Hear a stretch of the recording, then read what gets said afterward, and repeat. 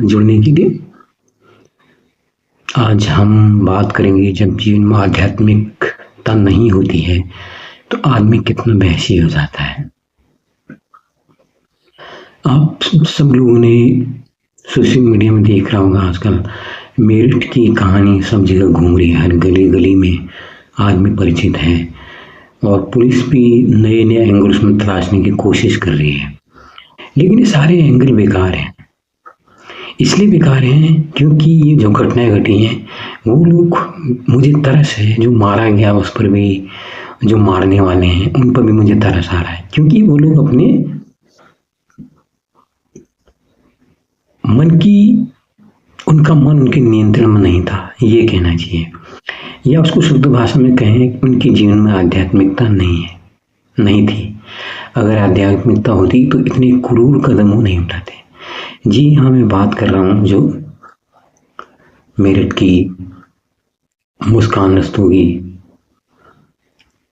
उसका प्रेमी साहिल शुक्ला और उसका पति सौरभ राजपूत। सौरभ राजपूत अपनी पत्नी से एक तरफा प्यार में है और वो कि इस भावनाओं का दुरुपयोग करती है। बताया जाता है उसके लिए वो लाख लाख रुपए के मोबाइल उसको उसने दिए हुए थे, सोना जेवरात, और अपने परिवार वालों के साथ में रहने के 1 साल बाद ही उसने अलग से घर ले लिया और खुद वो मर्चेंट नेवी में अफसर था। इसमें वो इंग्लैंड में पोस्टेड था।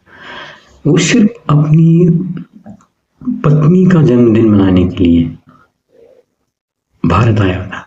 आप देखिए, एक पति है जो छुट्टी लेकर विदेश से अपनी पत्नी का जन्मदिन मनाने के लिए मेरठ लौटता है, और लेकिन यहाँ पर उसकी जो पत्नी है उसके साथ एक और व्यक्ति का जुड़ाव हो गया है, साहिल शुक्ला, जो बताया जाता है उसके साथ बचपन से पढ़ा हुआ था और अभी वो अपने दादी के साथ में अकेला रहता है, पढ़ाई लिखाई कुछ नहीं करता है।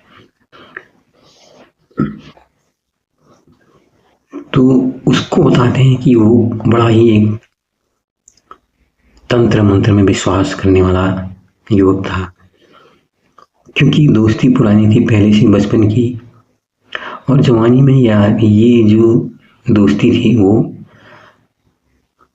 वासना में डूब गई। जितनी भी जीवावस्था की जिसे हम लोग प्यार करते हैं वो प्यार नहीं है, इसको इम्पैचुएशन कहते हैं, जो एक शरीर का विपरीत देह के प्रति आकर्षण होता है। ये इससे ज़्यादा कुछ नहीं है, लेकिन इस इम्पैचुएशन के कारण आदमी कितना गिर जाता है, ये जो हत्याकांड है उसी का नतीजा है। आप देखो, वो जो बंदा है साहिल शुक्ला, वो बुरी तरह से नशे की गिरफ्त में है। दूसरा, वो अमीर बनने के लिए या जितने ख्वाब देखता होगा काल्पनिक, उसके लिए वो तांत्रिकों के फेर में पड़ जाता है, तरह तरह की तंत्र मंत्र की किताबें पढ़ता है। और जब सौरभ राजपूत है विदेश जाता है ज़्यादा लंबे समय के लिए, तो उसमें वो लड़के का वहाँ आना जाना होता है, बिल्कुल वो उसके साथ पूरी तरह लिव इन रिलेशन में रहता है। और यहाँ से दोनों जो हैं, इस एक तो वासना में डूबे हुए दोनों, ऊपर से उनके जीवन में आध्यात्मिकता शून्य, तीसरा उनके ऊपर नशे का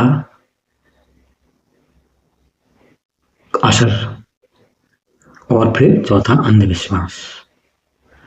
आप लगा लो, वो लड़का जब आता है उसके पहले खाने में जहर मिलाया जाता है, उसके बाद उसके शरीर के टुकड़े कर दिए जाते हैं, 15 टुकड़े करीब किए जाते कहते हैं। और उससे भी बीभत्स बात आप देखिए, एक प्लास्टिक के कंटेनर में उसको डाल दिया जाता है और उसके ऊपर सीमेंट का घोल चढ़ा दिया जाता है, और उसके बाद भी, इतना सब करने के बाद हिमाचल,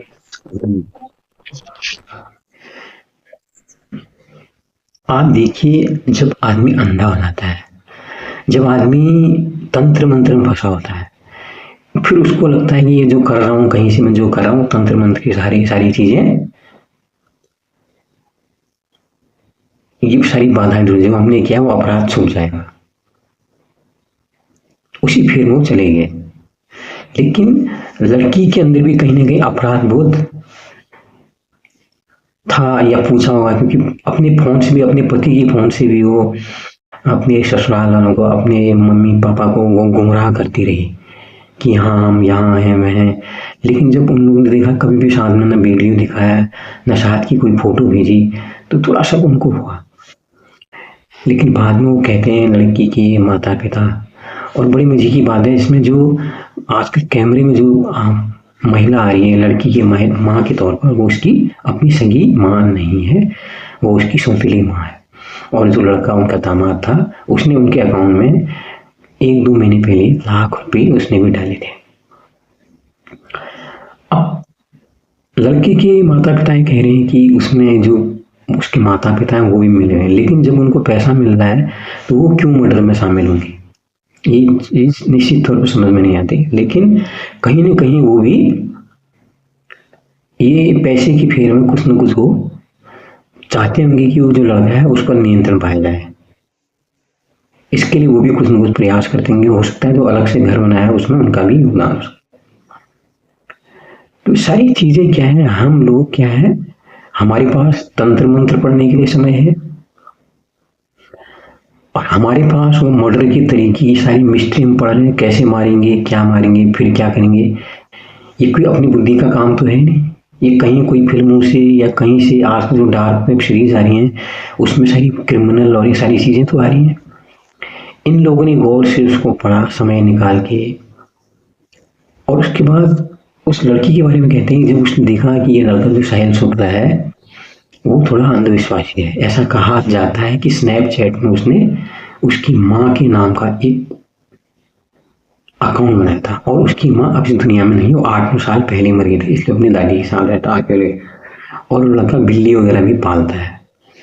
उसके पहनावा, आप उसकी स्टाइल देखेंगे तो ऐसा ही लगता है कि वो कोई मानसिक रूप से विक्षिप्त इंसान है, और इसकी विक्षिप्तता का फायदा उठाकर उसको स्नैपचैट में अकाउंट बनाया गया, और स्नैपचैट से उसकी माँ के नाम बना के ऐसा कहा जा रहा है, उसको उकसाया गया कि ये जो है तेरे जीवन में तभी खुशी आ सकती है, तभी जीवन में आगे बढ़ता है जब तू सौरभ राजपूत की हत्या कर देगा। तो ये सारी कहानियां हमारी हैं। ये हम लोगों के पास, हम अपने बचपन में कहते नहीं गीता मत पढ़ो, ये चीजें मत पढ़ो। हम बच्चे क्या पढ़ रहे हैं, क्या देख रहे हैं, क्या नहीं देख रहे हैं, हम उनको पता नहीं। और हमारा मन क्या है, वो एक स्पंजी की तरह होता है, वो कुछ भी सोखने के लिए तैयार रहता है। अगर हम अच्छी चीज बच्चों को देंगे, अच्छी चीज सिखाएंगे, तो वो अच्छी चीज बच्चा सीखेगा। लेकिन जब वो अच्छी चीज नहीं सीखेगा, तो जैसे आप देखते हो ना, एक मीठा गुड़ होता है या मीठे जिनमें फूलों में मीठापन होता है, उनकी तरफ कीड़े मकोड़े, कीट पतंगे या भौरे आकर्षित होते हैं। फिर तो मन की फितरत है कहीं ना कहीं जाना, उसको फिर जो भी चमकती हुई चीज दिखेगी, मन निश्चित तौर पर उसी तरफ को जाएगा। तो जब मन नियंत्रण से बाहर जाता है तो आदमी फिर विक्षिप्त हो जाता है, पागल हो जाता है, जैसा कि वो लड़का हुआ। और वो लड़की भी उसके साथ जो शारीरिक संबंध उसने बनाया, उसके प्रति इतनी कामातुर हो गई कि उसने सारा मर्डर पूरा कर डाला। लेकिन हम लोग अभी भी कहते हैं इतनी सारी घटनाएं ये रोज घट रही है, सिर्फ एक मेरठ वाली घटना ही नहीं है। हम अपने बच्चों को आध्यात्मिक शिक्षा देने को तैयार ही नहीं होते हैं। आप देखिए, आप इंस्टाग्राम में रील आती हैं, टिकटॉक में आती हैं, स्नैपचैट में, मतलब इतनी वाहियात कंटेंट उसमें जाता है, और हम लोग सब उसमें डूबे रहते हैं। बड़े शौक से वही कंटेंट को हम बनाते रहते हैं। कहीं पर देखो एक जगह माँ बेटे बना रहे हैं, कोई मतलब रिश्तों के भी तार तार हमने करके नहीं दिया। हम लोकप्रिय होने के लिए सारी हथकंडे अपना रहे हैं, लेकिन हम लोग बैठ के गीता के एक एक श्लोक से अपनी जिंदगी की शुरुआत करें। रोज एक श्लोक पढ़ें, उस एक श्लोक एक दिन नहीं, 2 दिन नहीं, 3 दिन मनन करें नहीं। अब आप देखो, किसी को साइट सीइंग का शौक नहीं है, जो प्रकृति को जो देखने का तरीका है, वहाँ कितने कीट पतंगे हैं, क्या नहीं है, हम लोग का खान पान क्या है। हम लोग नशे में डूबे जा रहे हैं। हमको शराब चाहिए, हमको चरस चाहिए, हमको गांजा चाहिए।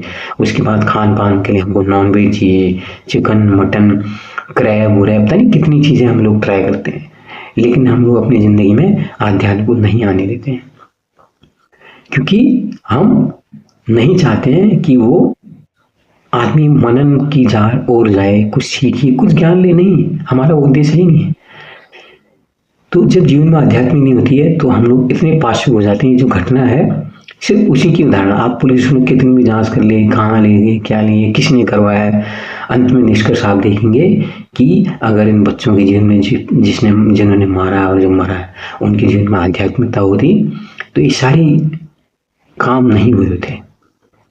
तो ये निश्चित तौर पे आध्यात्मिकता का न होना ही हमको पशु बना देता है। इंसान होने के नाते हमको आध्यात्मिक होना ही चाहिए। इस बारे में आप क्या सोचते हैं जरूर बताइए, लाइक कीजिए, शेयर कीजिए। नमस्कार, धन्यवाद।